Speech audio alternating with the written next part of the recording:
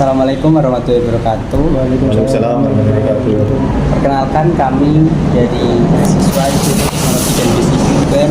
Di sini kami ingin melakukan wawancara ke Koramil 016 di Kecamatan Singgahan.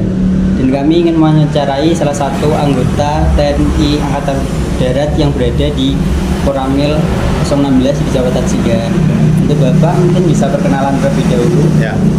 Nama saya Serma Ponco. Serma itu Sesan Mayor. Ya. Pangkat Sesan Mayor, jabatan sehari-hari Batitu Ramil 16 Singgahan. Ya. Berhubung sebenarnya Daramil yang mewawancarai, cuma Daramil ada halangan di Tuban, jadi merintahkan kepada kami untuk ini sama mas-mas mahasiswa dari TP Tuban. Ya. Kira ada yang saya bantu? Untuk di sini kami ingin melakukan wawancara dengan mengajukan beberapa pertanyaan. Ya. Untuk yang pertama, berdasarkan pasal 30 ayat 1 kan berbunyi tiap-tiap warga negara memiliki hak dan kewajiban untuk melakukan pertahanan negara. Nah, untuk pertanyaannya, contoh dari kami sebagai warga negara melakukan pertahanan negara dalam masa damai ataupun masa perang itu seperti apa ya, Pak? Kalau masa damai ya, untuk pertahankan, contoh adik-adik ini kan ya mahasiswa.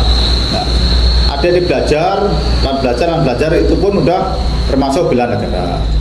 Nah, untuk situasi perang, nah, yang jelas kalau di peperangan ada TBO, ya, tenaga bantuan operasi. Nah, bisa untuk apa namanya? Bantuan operasi, nyari logistik, ngatur logistik, itu bisa kalau dalam perang. Nah, kadang damai tadi sudah saya jawab. Ada di belajar itu pun udah bela negara. Oke Pak, yang kedua, berdasarkan pasal 30 ayat 2 pertahanan dan keamanan negara oleh TNI Angkatan Darat dan Kapolri sebagai kekuatan utama dan rakyat sebagai kekuatan pendukung. Bisa dijelaskan Pak untuk tugas-tugas pokok yang diemban Bapak TNI dalam masyarakat? Menegakkan kedaulatan NKRI, mempertahankan kedaulatan wilayah NKRI, melindungi segenap bangsa dan tumpah darah Indonesia. Sudah jelas. Jadi untuk TNI ya, komponen utama menjaga seluruh. Jadi seluruh itu termasuk rakyat, aset negara. Nah, jadi bukan untuk masyarakat saja, jadi seluruh warga negara Indonesia. Ya termasuk aset-aset negara itu dipertahankan. Seperti itu. Untuk pertanyaan selanjutnya Bapak, untuk TNI sendiri ketika dalam masa damai, apakah memiliki kewajiban dan juga kewenangan dalam bidang lain, misalnya bidang pendidikan ataupun lingkungan? Ada ya. Jadi di masa damai ya, ada. Kan di tentara ini kan ada dua tugas pokok tentara ini, ada dua. Perang selain perang. Selain perang, ngisi pendidikan tadi. Itu ada ya Babinsa masuk sekolahan.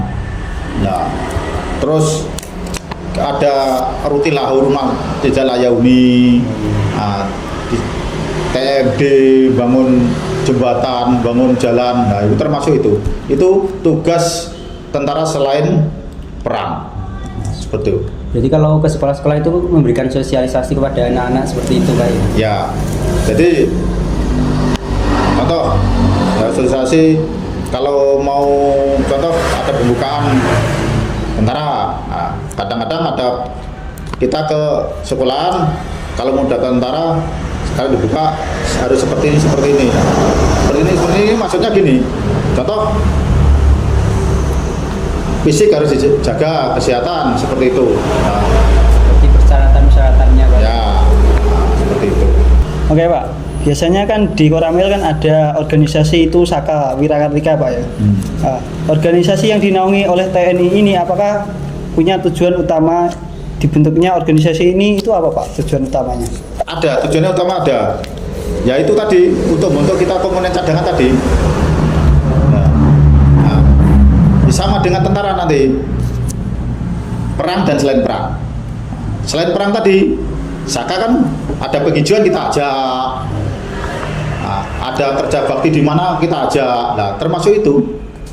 Nah, Kalau Saka sendiri itu apakah tujuan utamanya ataupun tujuan yang lain itu untuk memberikan pemahaman kepada para anak-anak itu untuk memiliki jiwa cinta tanah air dan juga bela negara, Pak ya? iya, ya tujuannya itu tadi supaya dibentuk anak-anak Saka, ya. Di selain mencintai ya tanah air, ya, bela negara tadi, ya. Nah, kan bisa menyalurkan ke anak-anak yang baru, contoh rekrut, biar kenal. Nah, Saka ini luas, ya, luas. Nah, tangan ini Koramil, kalau Saka di Koramil, ya, Tangan kanannya Koramil. ya seperti itu. Nah,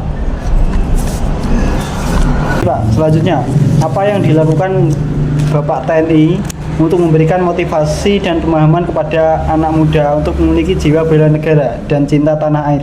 Jadi Bapak TNI itu melakukan apa? Apakah memberi materi ke anak-anak Saka atau mengajak PBB atau sosialisasi, itu gimana Pak? untuk motivasi anak-anak, ya, terus mas-mas mahasiswa untuk belajar, ya, bukan untuk materi saja. Maksudnya materi bela negara saja, kita harus dikenalkan perbuatan. Perbuatan.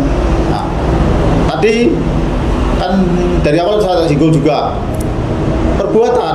Ya kita ajak tadi untuk tanam ini, nah, ada kerja bakti, nah, diajak waktu tahun berapa masang bendera, nah, seperti itu. Ya di samping itu kasih materi. Pelaksanaan juga ya, kalau materi saja kan apa yang saya perbuat kan seperti itu, harus kita praktek di lapangan biar paham. Berarti pemahamannya itu tidak hanya seputar materi Bapak ya, tapi terhadap pelaksanaan dan juga prakteknya juga Ada masyarakat. ya, masyarakatnya. Untuk pertanyaan terakhir Bapak ya, Ya. Di sini kami ingin minta kata-kata motivasi buat kami selaku generasi muda gitu loh Pak, biar cinta tanah air dan juga bela negara dalam diri kami itu semakin tinggi dan semakin baik. Itu mungkin bisa disampaikan kata-kata motivasi Pak. Belajar terus, pantang menyerah, cintai produk Indonesia sih jelas. Hal ini belajarlah belajar, pantang menyerah, Oke, Pak. semangat. Pak, terima kasih Bapak. Berarti kami sebagai generasi muda ini harus semangat belajar dan juga pantang menyerah ya Bapak. Ya. Semua perdasarian perlu pengorbanan. Nah, pengorbanannya apa? Kalau anak-anak sekolah ini, ya belajar pengorbanannya. Nah, tuh ya, kalau mau menuju kesuksesan harus dan berkorban. Nah, seperti itu ya. Baik Bapak, terima kasih untuk pertanyaannya, cukup sekian. Dan untuk waktunya kami sampaikan terima kasih kepada Bapak Ponco selaku anggota TNI Angkatan Darat yang berada di Koramil 016 yang berada di Kecamatan Singgahan. Sekian dari kami. Wassalamualaikum warahmatullahi wabarakatuh. Waalaikumsalam warahmatullahi wabarakatuh.